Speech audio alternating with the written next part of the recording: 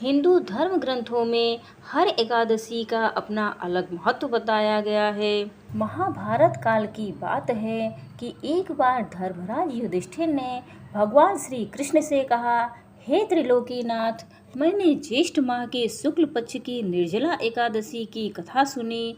अब आप कृपा करके आषाढ़ माह के कृष्ण पक्ष की एकादशी की कथा सुनाइए। श्री कृष्ण ने कहा, हे पांडुपुत्र, आषाढ़ माह के कृष्ण पक्ष की एकादशी का नाम योगिनी एकादशी है। इस व्रत से सभी पाप नष्ट हो जाते हैं। यह व्रत इस लोक में भोग और परलोक में मुक्ति देने वाला है। हे धर्मराज युधिष्ठिर, यह एकादशी तीनों लोकों में प्रसिद्ध है। इसके व्रत से सभी पाप नष्ट हो जाते हैं। तुम्हें मैं पुराण में कही हुई कथा सुनाता हूँ, ध्यान पूर्वक श्रवण करो। कुबेर नाम का एक राजा अलकापुरी नाम की नगरी में राज्य करता था। वह शिव भक्त था। उनका हेममाली नामक एक यक्ष सेवक था जो पूजा के लिए फूल लाया करता था। हेममाली की विशालाक्षी नाम की अति सुंदर स्त्री थी। एक दिन वह मानसरोवर से पुष्प लेकर आया, किंतु कामशक्त होने के कारण पुष्पों को रखकर अपने स्त्री के साथ रमण करने लगा। इस भोग विलास में दोपहर हो गई। हेममाली की राह देखते देखते अब राजा कुबेर को दोपहर हो गई, तो उसने क्रोधपूर्वक अपने सेवकों को आज्ञा दी कि तुम लोग जाकर पता लगाओ कि हेममाली अभी तक पुष्प लेकर क्यों नहीं आया। जब सेवकों ने उसका पता लगा लिया तो राजा के पास जाकर बताया, हे राजन, वह हेममाली अपनी स्त्री के साथ रमण कर रहा है।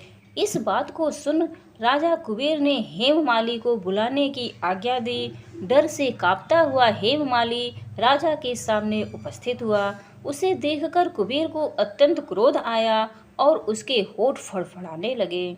राजा ने कहा, अरे अधम, तूने मेरे परम पूजनीय देवों के भी देव महादेव जी का अपमान किया है। मैं तुम्हें श्राप देता हूँ कि तू स्त्री के वियोग में तड़पे और मृत्यु लोक में जाकर कोढ़ी का जीवन व्यतीत करे। कुबेर के श्राप से वह तत्क्षण स्वर्ग से पृथ्वी पर आ गिरा और कोढ़ी हो गया। उसकी स्त्री भी उससे बिछड़ गई। मृत्यु लोक में आकर उसने अनेक भयंकर कष्ट भोगे, किंतु शिव की कृपा से उसकी बुद्धि मलिन न हुई और उन्हें पूर्व जन्म की भी सुध रहे। अनेक कष्टों को भोगता हुआ वह अपने पूर्व जन्म के कुकर्मों को याद करता हुआ वह हिमालय पर्वत की तरफ चल पड़ा। चलते चलते वह मार्कंडेय ऋषि के आश्रम में जा पहुंचा। वह ऋषि अत्यंत वृद्ध तपस्वी थे। वह दूसरे ब्रह्म के समान प्रतीत हो रहे थे और उनका वह आश्रम ब्रह्म की सभा के समान शोभा दे रहा था। ऋषि को देखकर हेममाली वहां गया और उन्हें प्रणाम करके उनके चरणों में गिर गया।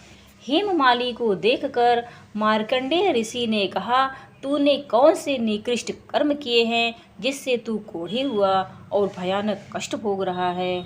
महर्षि की बात सुनकर हेममाली बोला, हे मुनि श्रेष्ठ, मैं राजा कुबेर का अनुचर था। मेरा नाम हेममाली है। मैं प्रतिदिन मानसरोवर से फूल लाकर शिव पूजा के समय कुबेर को दिया करता था। एक दिन पत्नी सहवास के सुख में फंस जाने के कारण मुझे समय का ज्ञान ही नहीं रहा और दोपहर तक पुष्प न पहुंचा सका। तब उन्होंने मुझे श्राप दिया कि तू अपनी स्त्री का वियोग और मृत्यु लोक में जाकर कोढ़ी बनकर दुख भोगो। इस कारण मैं कोढ़ी हो गया हूँ तथा पृथ्वी पर आकर भयंकर कष्ट भोग रहा हूँ। अतः कृपा करके आप कोई ऐसा उपाय बतलाएं जिससे मेरी मुक्ति हो। मार्कंडेय ऋषि ने कहा, हे हेममाली, तूने मेरे सम्मुख सत्य वचन कहे हैं, इसलिए मैं तुम्हें उद्धार के लिए एक व्रत बताता हूँ। यदि तू आषाढ़ माह के कृष्ण पक्ष की योगिनी नामक एकादशी का विधान पूर्वक व्रत करेगा तो तेरे सभी पाप नष्ट हो जाएंगे। महर्षि के वचन सुन हेममाली अति प्रसन्न हुआ और उनके वचनों के अनुसार योगिनी एकादशी का विधान पूर्वक व्रत करने लगा। इस व्रत के प्रभाव से अपने पुराने स्वरूप में आ गया और अपने स्त्री के साथ सुखपूर्वक रहने लगा।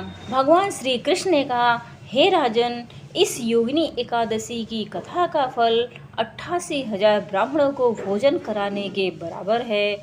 इसके व्रत से सभी पाप नष्ट हो जाते हैं और अंत में मोक्ष प्राप्त करके प्राणी स्वर्ग का अधिकारी बनता है। इस वीडियो को बोलते समय अगर कोई त्रुटि हो तो मैं क्षमा चाहती हूँ।